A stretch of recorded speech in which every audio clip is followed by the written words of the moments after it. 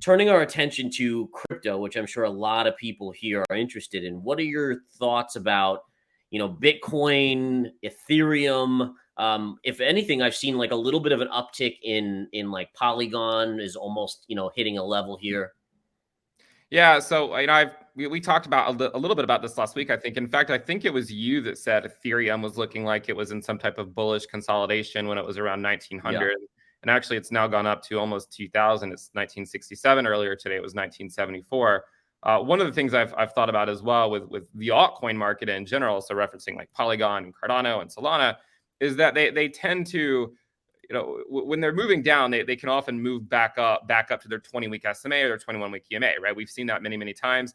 And in fact, you'll notice that it was actually last year where the altcoin market sort of rallied back up to this band. Same thing sort of going on right now today, right? So you have Bitcoin bouncing off of the band, Mm. but you have total three potentially just bouncing back up to it to potentially get rejected, right?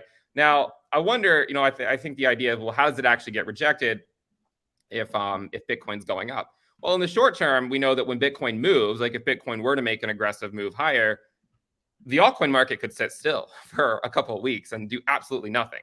Because one of the things that I can't, I keep wrapping my head around is how Bitcoin is up 2x off the lows, whereas total three is barely off the lows, right? Yeah. Barely off the lows. So the altcoin market, I think, has just continued to bleed back to Bitcoin. So then what brings the altcoin market back down? What could lead it to a rejection off its 20-week SMA?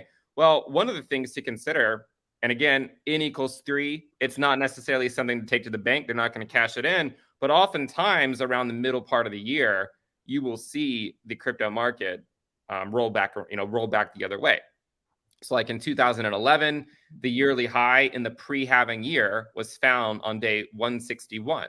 Mm. In 2019, the yearly high was found on day 177.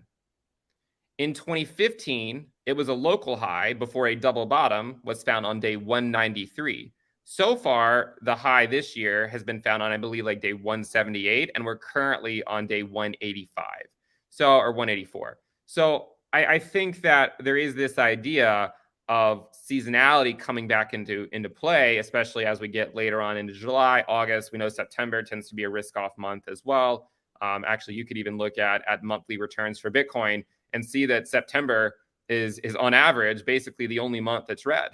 Yeah. August is also red, but it's very, very slight. September just tends to be red. So I think we are coming into that seasonality. So you could see, and again, you talked about this, I believe 2 or 3 weeks ago, I think, with some short-term altcoin plays, thinking that they were oversold here in the short term, they could get a bounce, but that doesn't mean that the pain is ultimately over.